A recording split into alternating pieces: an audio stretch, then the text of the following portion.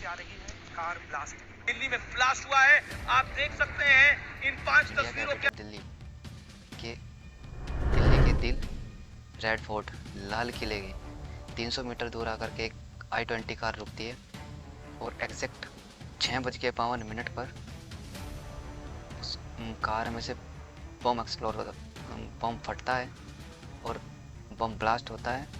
और ब्लास्ट के तुरंत बाद वहाँ पे अफरा तफरी मच जाती है, सब लोग इधर उधर भागने लग जाते हैं। उस बम ब्लास्ट की डेंसिटी इतनी होती है कि ऑन द स्पॉट 10 लोगों की मौत हो जाती है और अप्रोक्स 20 लोग घायल हो जाते हैं, जिन्हें हॉस्पिटलों में तुरंत के तुरंत भर्ती करना पड़ता है। आखिरकार ये बम ब्लास्ट ही क्यों किए जाते हैं? उस बम की डेंसिटी इतनी होती है कि वहाँ के नियर बाई मेट्रो स्टेशन पे लगा हुआ ग्लास भी टूट जाता है। आखिरकार ये बम ब्लास्ट किए क्यों जाते हैं जबकि गन से भी लोगों को मारा जा सकता है? Mainly the reason behind media coverage.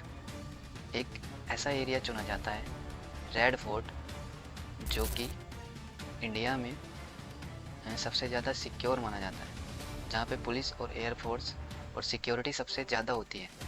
और वहाँ के आसपास हिंदू मंदिर होते हैं, जैन मंदिर होते हैं, कुछ गुरुद्वारे होते हैं।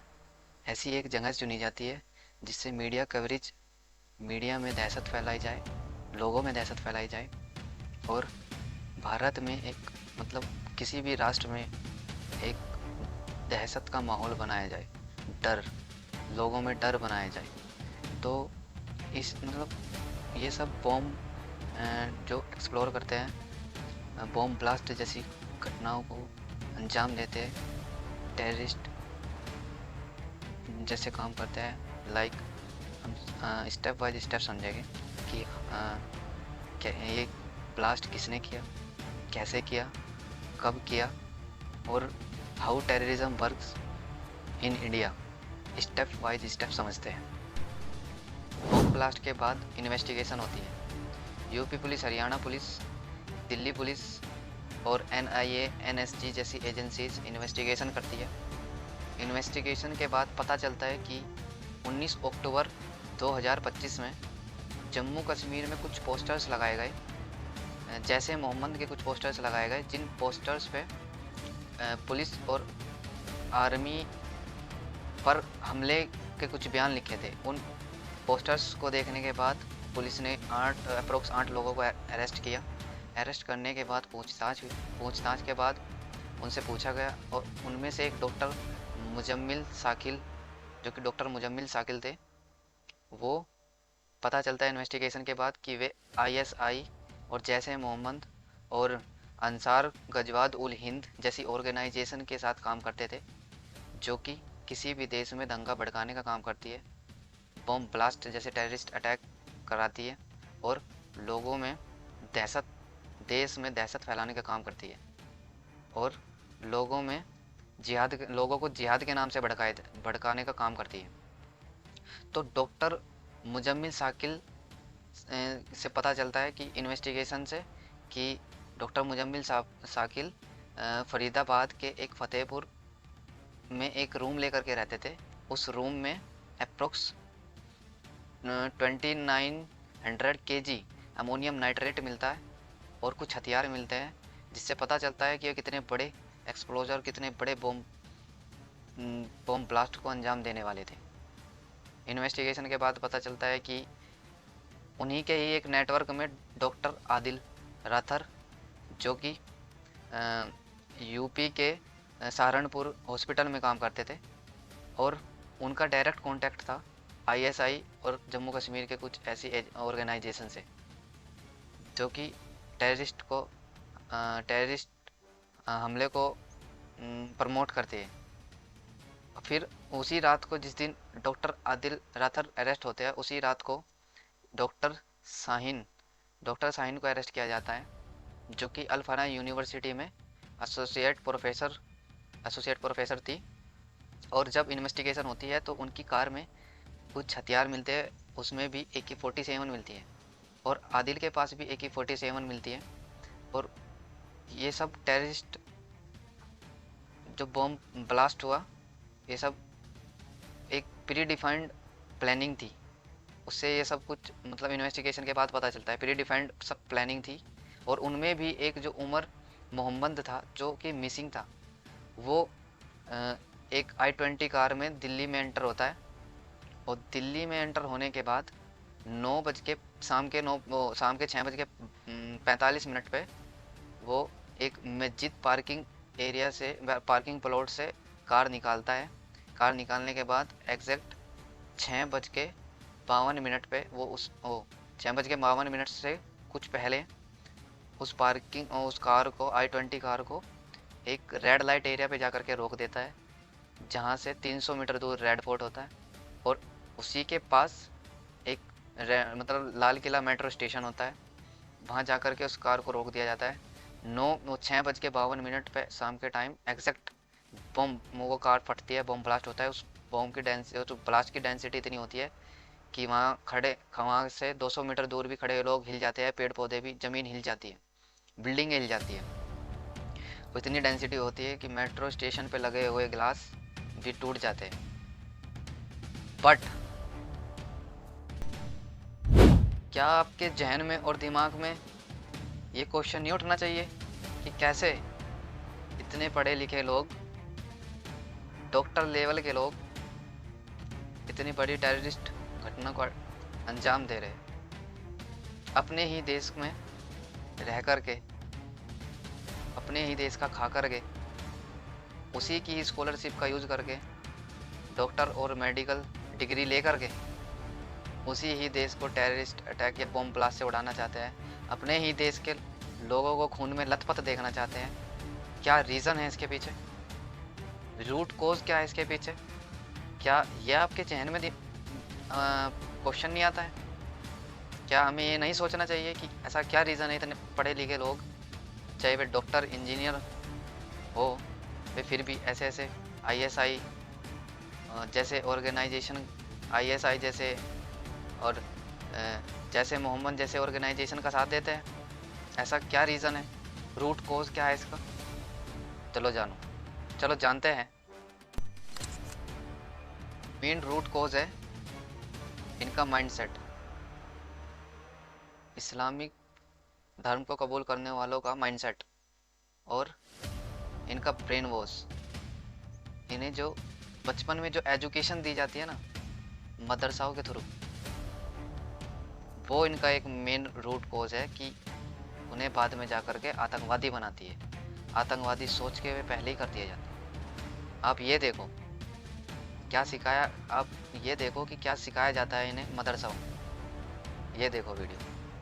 कुरान के अनुसार सूरह तौबा की 5 नंबर 28, 29, 23, सूरह बकरा की 98, ये सब हमें क्या कह रही हैं कि अपने आस जो काफिर हैं उनको मौका देखने पे ख़त्म करो, उनसे नफरत करो, उनसे भाईचारा ना रखो, उनसे लेन देन ना करो, वक्त आने पे इन पे हमला करो। और अगर तुम्हें लग रहा मुझे बता दीजिए इसका। इंडिया का नेशनल एंथम, राष्ट्रीय जो गान है वो कौन सा है? राष्ट्रीय गाना ये वंदे मातरम। आप लोगों में से कोई राष्ट्रीय गान क्या है बेटा? जन गण मन अधिनायक। तुमको याद है? याद है किसी को? क्या याद है? ना याद रखिए। आप लोगों में से कोई नेशनल एंथम सुनाएगा? कोई? जन गण मन अधिनायक जय। केंद्र स्तर पे अगर मोदी जी आदेश देते हो तो उस आदेश का पालन नहीं? बिल्कुल नहीं करेंगे। अरे भाई देश के नागरिक है, देश का आदेश बिल्कुल भी नहीं करेंगे। संविधान का पालन बिल्कुल भी नहीं करेंगे। क्यों नहीं करेंगे आप? शरीयत के खिलाफ। नागरिक है आप। हमारी शरीयत पहले आएगी या संविधान पहले आएगी? शरीयत पहले आएगी संविधान? शरीयत पहले आएगी। शरीयत देश का खाते हैं, देश में रहते हैं, देश पहले आएगी मैम, शरीयत पहले आएगी। देश में इस देश की जमीन पे ही रहते हैं ना? क्या? हाँ, जमीन पे रहते हैं। हिंदुस्तान इसी का खाते हैं। अच्छा इसी का खाते हैं ना? यार इसी का खाते हैं, इसी का पीते हैं ना? मैम तू तो अलग जा रही है, तू तो ले जा। नहीं आप बदतमीजी से बोल नहीं सकते आप। अलग ही ले जा रही है बातों को। बदतमीजी कर रहे हैं आप। ये कौन कैमरा पे आप बदतमीजी कर रहे हैं? मैं तो नहीं कैमरामैन पे बदतमीजी। आप बदतमीजी से ही बोल रहे हैं। सोशल मीडिया पे देखिए, तो इससे पता चलता है कि जिन मदरसाओं में उन्हें सिखाना चाहिए था कि राष्ट्र के प्रति प्रेम करो, कॉन्स्टिट्यूशन को पहले मानो, उन्हें सिखाया जाता है कि नहीं, जिहाद को पहले मानो, कॉन्स्टिट्यूशन बाद में होगा। प्रधानमंत्री की बात नहीं माननी हमें तो अपने जिहाद को मानना है। और फिर यही लोग ऐसे होते हैं कि आतंकवादी बनते हैं। यही वे लोग हैं जो आकर के फ्यूचर में भारत के लिए या फिर अपने देश के लिए ही टेररिस्ट बनेगी और आईएसआई और जैसे मोहम्मद जैसी ऑर्गेनाइजेशन के लिए काम करेगी, क्योंकि उनके बचपन में ही माइंडसेट ऐसा बना दिया जाता है। हो जाती है। क्या बनना है? मौलवी साहब बनना है, मौलवी साहब बनना है। टीवी नहीं है घर? नहीं नहीं हम नहीं रखते गुंडा हो जाए। इंजीनियर बनना है तो मदरसे से बाहर निकलना पड़ेगा। मेरी सुनो, जो ये डॉक्टर इंजीनियरिंग ये जो पढ़ाई है, ये दुनियावी पढ़ाई है। इंसान का सांस पूरा होते ही ये सब खत्म हो जाएंगे, और जो ये हमारी दीनी जो पढ़ाई है, ये मरने के बाद आखिरत में काम आएगी। तो दुनिया जीने के लिए आपको कुछ नहीं चाहिए? जीने के लिए कुरान का भी हमारे लिए। डॉक्टर बनना छोड़ दे, पढ़ाई छोड़ दे, फिर कैसे इलाज होगा? डॉक्टर बनना भाई, ये तो दुनियावी पढ़ाई है ना। अभी मेवात से कैसे आए हो? किसी गाड़ी से, बस से, किसी तरीके से आए हो? वो भी टेक्नोलॉजी है। अब इनकी सोच है, अगर ये डॉक्टर मतलब मौलाना बनना अच्छी बात है, इनकी सोच है। अगर ये पढ़ाई नहीं पढ़ना चाहते तो बहुत अच्छी, लेकिन मैं जानना चाहता हूँ, अगर हर कोई यही सोच अपनाए कि हमें मदरसा जाना है, तालीम हासिल करनी है आखिरत के लिए, तो इस दुनिया को डॉक्टर कौन देगा? इस दुनिया को इंजीनियर कौन देगा? इस दुनिया को कि वो चेंज ही नहीं हो सकता। अब चाहे वे डॉक्टर बन जाए या इंजीनियर बन जाए या फिर आईएएस आईपीएस बन जाए, देश के राष्ट्रपति ही क्यों ना बन जाए, देश को खोखला करने में नहीं छोड़ेगी। उन्हें ये पढ़ाया जाता है कि ये हिंदू लोग ना काफिर होते हैं, और जो तुम्हारे धर्म को नहीं मानता उन्हें मार दो। अब उन्हें कुछ कट्टरपंथी सोच वाले मौलवी ये सब सिखाए गए, तो क्या वे देश हित के लिए काम करेंगे? नहीं कर सकते। तो सबसे बड़ा रीज़न जो है, ये इनके जो मदरसे में दी गई एजुकेशन है ना, ये है डिम्मक, इस देश की डिम्मक। पहले इसे उखाड़ दिया जाए, तब जाकर के टेररिस्ट थोड़े कम हो गए, क्योंकि जिस थाली में खाते हैं उसी थाली में छेद करने की हिम्मत अपने अंदर पाल लेते हैं, क्योंकि इन्हें लगता है कॉन्स्टिट्यूशन से पहले नहीं, हमारा जिहाद होगा, काफिर को मार दो, देश की जीडीपी की ऐसी तैसी कर दो। इनका ये मोटिव बन जाता है, क्योंकि जब बचपन में ही ऐसी थिंकिंग हो जाती है तो फिर कोई उसे चेंज ही नहीं कर सकता। खुद पेरेंट्स भी चेंज नहीं कर सकते, ब्लेम भी नहीं कर सकते, क्योंकि जैसा सीखोगे वैसा ही बनोगे। बचपन में सिखाया जाता था। इन मौलवियों को, कट्टरपंथी मौलवियों को पहले सुधारो, इनकी जो मदरसा एजुकेशन है उसे चेंज करो, राष्ट्र में क्या हो रहा है वो सिखाओ। भाई इन्हें ना इन्हें राष्ट्रगीत तक नहीं आता, पता नहीं क्या सिखाते हैं ये। छोटे छोटे बच्चों को पकड़ लेते हैं और उन्हें कट्टरपंथी सोच का बना देते हैं। बिल्कुल अवेयरनेस उनकी मार दी जाती है। कुछ वैसे एक दो ऐसा मदरसा भी होगा जो अच्छा भी करता है, बट बहुत कम चांस है कि ऐसा होता है। मदरसाओं में जाकर के रिसर्च होनी चाहिए कि क्या चल रहा है, क्या पढ़ाया जा रहा है। गवर्नमेंट, उसका सिलेबस गवर्नमेंट के थ्रू बनना चाहिए। ये अपना ही एक अलग कॉन्स्टिट्यूशन बना के रखे है यार। फिर ये टेररिस्ट ऐसे लोग ही बनते हैं, अपने देश को बर्बाद करने में एक मिनट नहीं सोचेंगे। आईएसआई जैसी ऑर्गेनाइजेशन को, पाकिस्तान को अपना मान बैठेगा, और फिर देश में ऐसे धमाके होते रहेंगे, और हम और तुम सिर्फ लाशें गिनते रह जाओगे, लाशें। दुख तब होता है जब अपने ही किसी परिवार का अपना ही कोई सदस्य चला जाए। आपने सोचा नहीं कि 6 से 7 तो सिर्फ डॉक्टर थे, क्या कमी थी उनके पास? कितनी पॉलिसीज का फ़ायदा उन्होंने उठाया है, लेकिन फिर भी 10 से 15 लोगों का घर उजाड़ दिया उन लोगों ने। जबकि डॉक्टर को तो हम लोग पूछते हैं, जान बचाने वाले मानते हैं, भगवान मानते हैं, लेकिन फिर भी उन लोगों ने ऐसी घटनाओं का अंजाम दिया। उस बॉम्ब की डेंसिटी बहुत ज़्यादा थी, वो आपने देखी है। तो पहले ये जो इनके जो इसमें मदरसे में पढ़ाया जा रहा है वो चेंज होना चाहिए। उनकी भी गलती नहीं है जो पढ़ रहे हैं, जो पढ़ा रहे हैं ना कट्टरपंथी सोच वाले मौलवी पादरी, उन्हें पकड़ के ठीक करना चाहिए। चलो अब देखते हैं आगे, देखते हैं कि how terrorism works in India, कैसे टेररिज्म फैलता है इंडिया में। तो जैसे कि कुछ कट्टरपंथी लोग जो देखे होंगे आपने भी वीडियो में, जो इनका ब्रेन वॉश हो चुका होता है, तो वे लोग जा कर के सोशल मीडिया पे कुछ एंटी इंडिया का कुछ ऐसे कमेंट्स करते हैं, लाइक हिंदुस्तान मुर्दाबाद और पाकिस्तान की जय, पाकिस्तान की जय, हिंदुस्तान मुर्दाबाद, और जिहाद के नाम से लोगों को भड़काते हैं।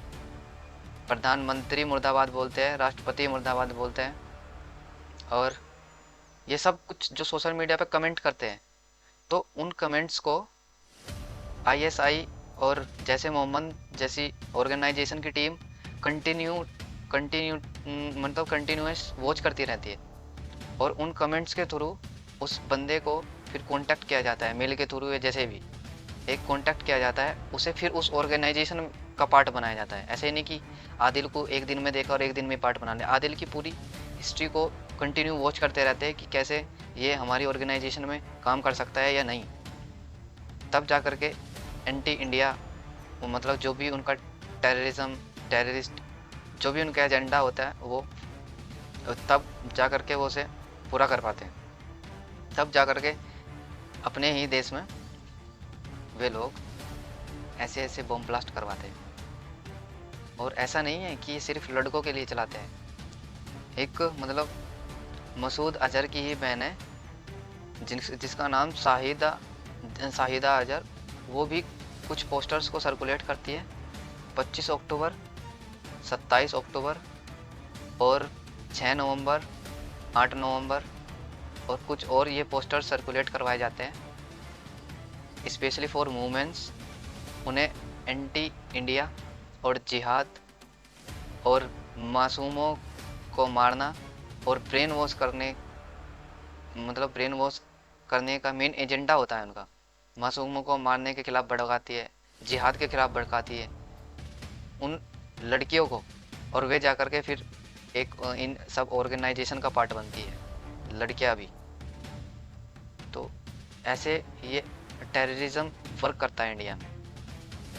तुम्हारी जो भी कमेंट्स होती है उसे कंटिन्यू वॉच करते हैं, तो इसीलिए कुछ ऐसी कमेंट्स ना करो जो हमारे देश हित के लिए ना हो, या फिर उन्हें कुछ भी ऐसा मौका ना दो आईएसआई और जैसे मोहम्मद जैसी ऑर्गेनाइजेशन को जो सिर्फ देश को तोड़ना और देश को बर्बाद करना और देश में आतंक फैलाना यही उनका एक एजेंडा होता है। उन्हें कुछ भी ऐसा मौका मत दो कि वो तुम्हें उसका पार्ट बना पाए। पर ये लोग नहीं समझेंगे क्योंकि उनका ब्रेन वॉश हो चुका है, ब्रेन वॉश हो चुका है उनका।